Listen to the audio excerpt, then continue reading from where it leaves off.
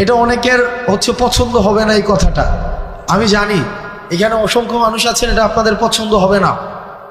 অধিকাংশের কাছে হয়তো আমি এই কথার কারণে অপ্রিয় হতে পারি, কিন্তু কার কাছে অপ্রিয় হলাম, কার পছন্দ হলো না সেটা মুখ্য না।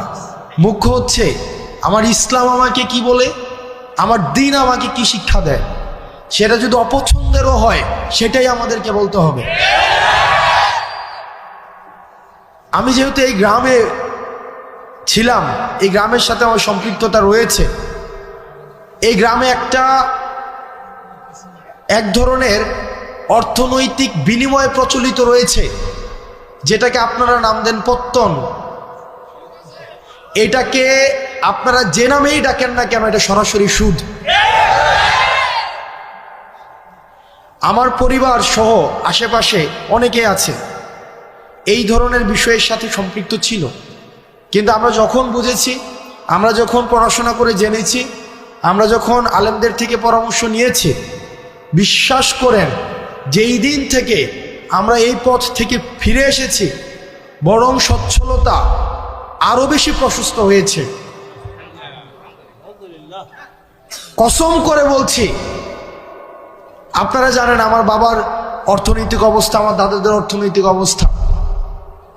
যেই দিন থেকে এই জায়গা থেকে আমরা ফিরে এসেছি, আমাদের অর্থনৈতিক যে সচ্ছলতা, আমাদের নিয়ামত সৃষ্টিকর্তা আমাদেরকে যেভাবে দিচ্ছেন, আমরা প্রতিনিয়ত আল্লাহর কাছে অকৃত্রিম কৃতজ্ঞতা প্রকাশ করি।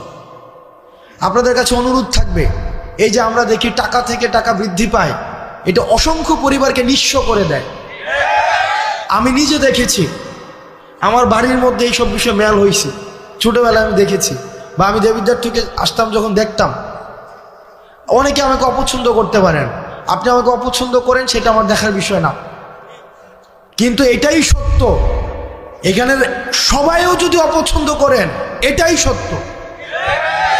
এবং সুদের বিরুদ্ধে আমাদের একটা সামাজিকভাবে এটাকে প্রতিরোধ করতে হবে। আমরা আল্লাহর আইন চাই, সুদ মুক্ত সমাজ চাই।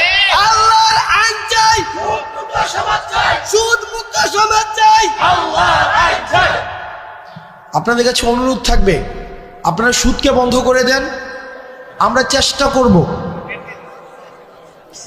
আপনারা যদি আমাদেরকে